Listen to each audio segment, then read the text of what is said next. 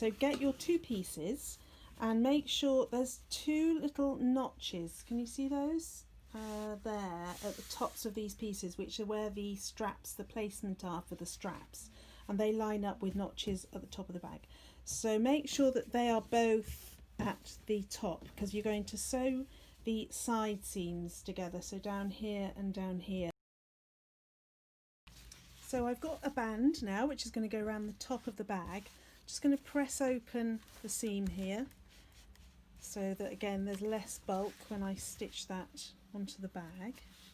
I'm also going to press under the bottom edge, so that's the edge without the notches. There's the little strap placement notches. Just going to press all the way around the facing, 1 centimetre in. We're going to now work on the straps. So what you have in your kit is the long piece and then 3 smaller pieces. There's 2 that are the same, which are going to be the short handle straps, and then there's a shorter one, if you can see there, which is the other side of the long shoulder strap. Okay, so take that one away for now, and then these notches that I was talking to you about on the facing is exactly where these straps are going to be placed. And then that one is going to go there, short one going down the side seam there, and then the long one on the other side seam down there. So about 1 centimetre seam allowance here at the top. No need to back stitch, so make sure that's bang on the side seam. So there it goes. Over there, grab the other end of that, and there's my notches there. That's what I'm aiming for. Make sure this isn't twisted, by the way. I'm putting it on the same way. Now the foot might push it out of the way, so needle down, foot up, just to keep it in position, and there you go. So we're going to carry on around the rest of the bag.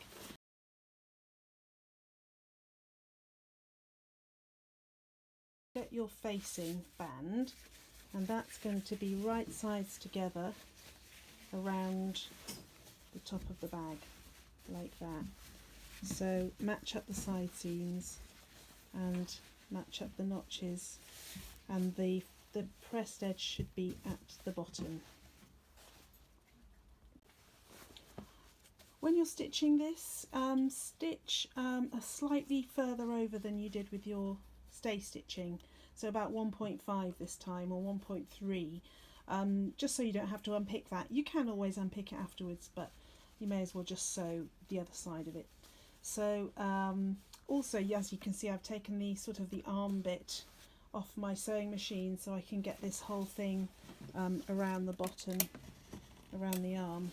It really helps if you can do that on your sewing machine. So I'm just going to sew now the facing to the bag.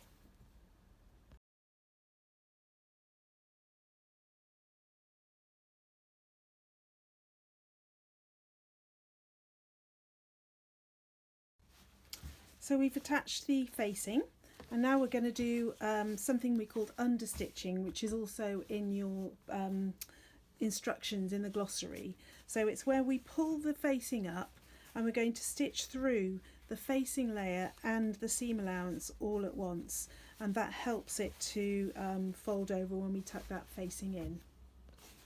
So I've pulled this right over, and make sure it's not sort of folding back at all, so really either press it or hold that open as you stitch it. And I've got all my layers as well over facing that way, so facing the same side as the facing. So just stitch just with your normal stitch length about 2 or 3 millimeters up from the original seam, somewhere like that.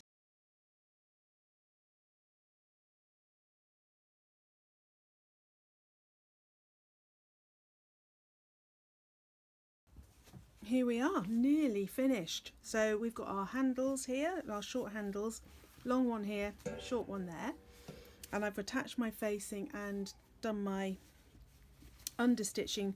So I'm at the ironing board now, and I'm just going to press all of this down and pin it in place for my top stitching.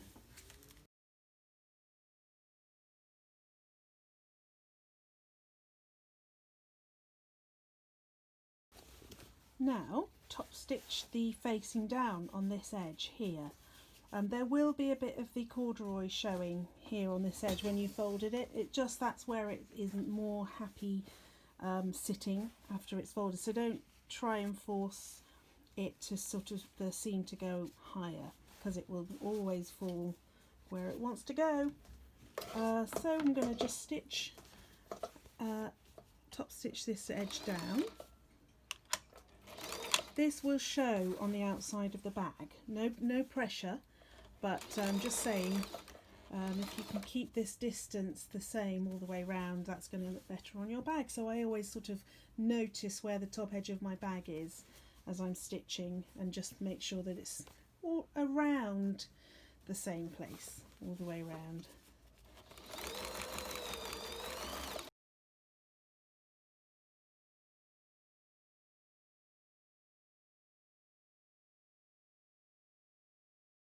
We are nearly there.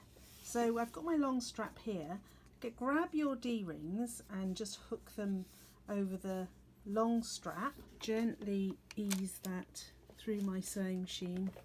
I've got quite a lot of layers here, so basically forward and backwards a few times. I've got the right side upwards because the stitching always looks much nicer when you're going through so many layers. Finish this edge here the same way, so double fold and just secure the shorter piece as well. To fasten the two shoulder straps together, feed the shorter end through the two D-rings, then lift one up, and obviously you can adjust the size, and then just push that one through, and that will then fasten securely. Finished! How brilliant is that?